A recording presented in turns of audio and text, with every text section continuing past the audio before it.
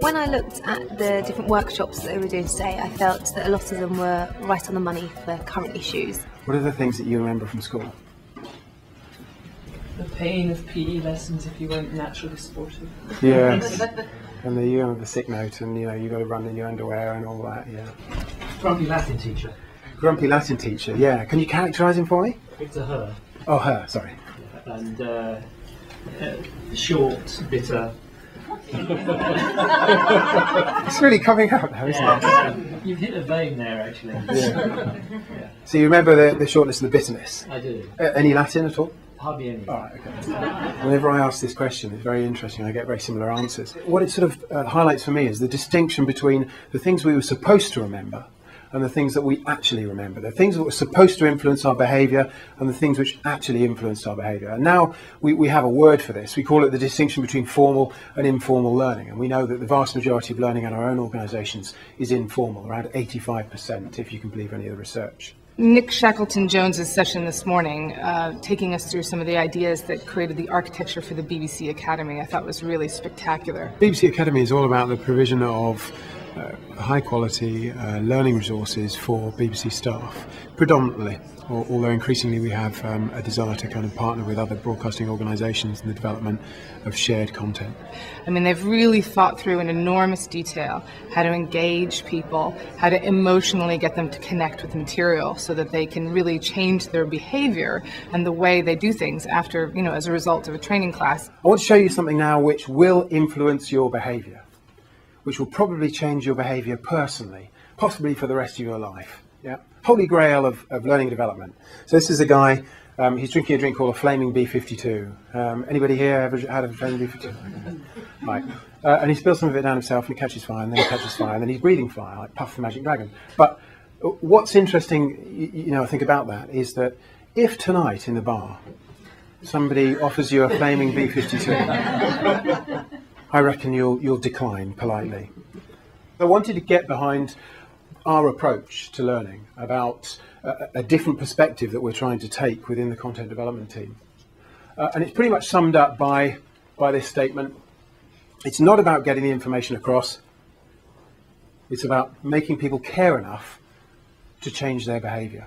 The BBC Academy is wanting to open up some of its vast resource to the wider industry.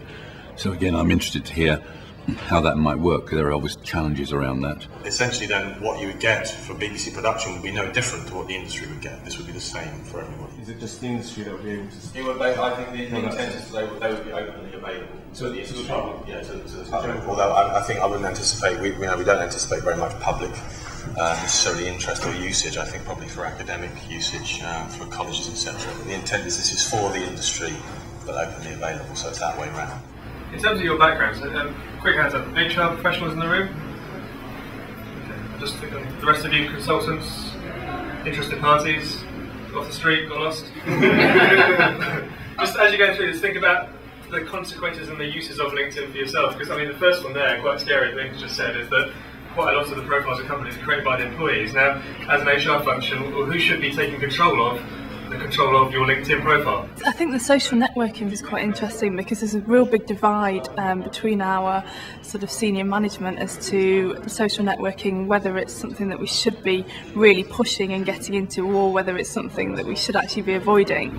One of the best things I use it for is when I'm in contact with HR people in various companies, when they leave the business, I completely lose contact with them.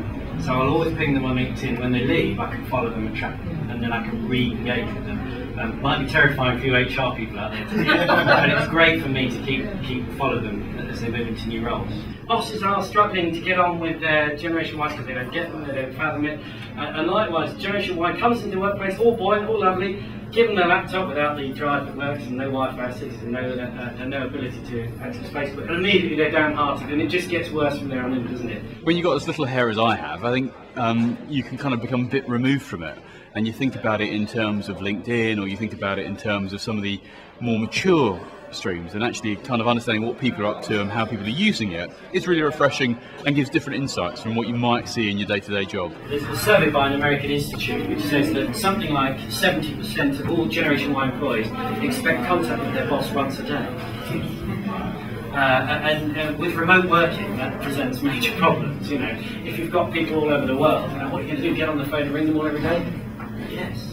Or are you just going to send them a text? Or are you going to put a tweet out which says, "Hi, I'm here," which you pre-tweeted on Hootsuite? We're going to start off with a scenario, and at some point Rich's character will come out in the scenario because he's got stuck, and he'll ask you for your help and advice as to how to move things forward. Are there going to be redundancies or not? I mean, nobody knows and nobody's saying anything, and we're just all a bit...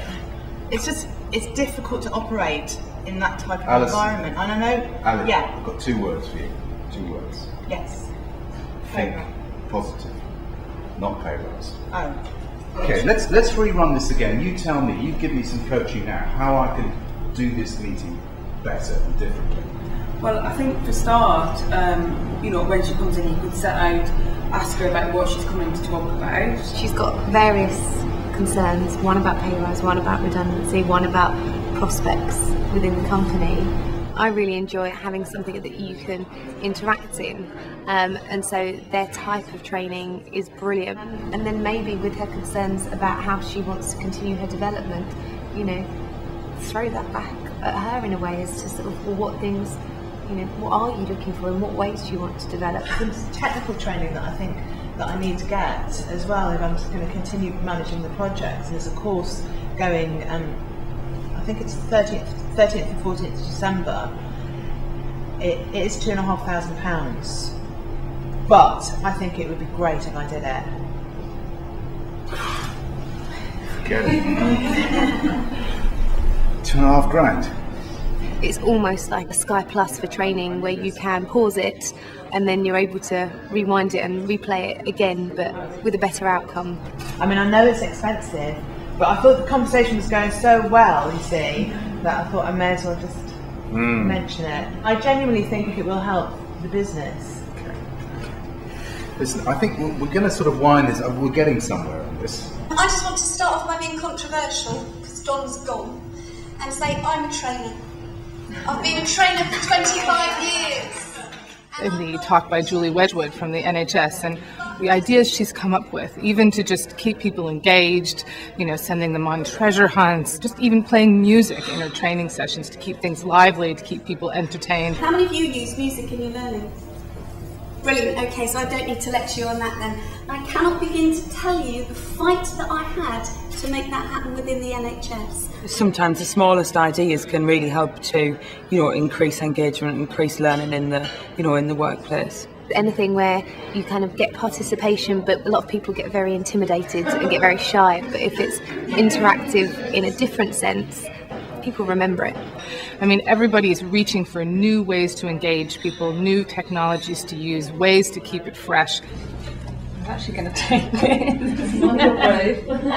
My name's Lynn.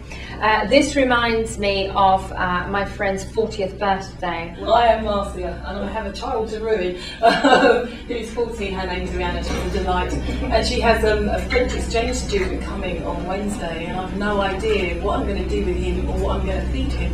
So I might have to resort to something similar. My client group stretches from, you know, professional finance, HR, marketing, but also then the creative people who will work in that field. So for me, they're the client group where it is quite difficult to engage them sometimes with normal learning and development that don't want to go on a training course, like, and sit in a classroom. So it's thinking about different ways to meet their needs. I'm really looking forward to seeing what both those from the OU and indeed the other session that I'm facilitating from the Serious Games Institute. We can configure our avatar to look how we want. To see if that stimulates some interest in using these, if you like, global tools for helping people learn. I started working on the Open Learn project when it started in 2006, and that was the first open educational resource repository in the UK. We've had 11 million unique visitors since 2006, and there was a concern that with attracting all of these visitors that we might lose some students, but in actual fact we have gained students. We've gained 14,000 students since the launch of Open Learn. So it's in giving something away, we've got something back. Just like the real world, but on the other side of the computer screen. some people are inclined to say, well, if you can do all this kind of thing online, why get together? Well, the answer is that getting together isn't about necessarily just learning stuff. It's really useful to actually talk with people, share experience, get a sense of validation sometimes in terms of what you're doing. There are a lot of people here whose confidence is clearly being built around experimenting in the area of kind of social media, for example, around pitching that back into the business as a potential solution. And I think that aspect of it, this sort of workshop, confidence building side of it, is absolutely invaluable.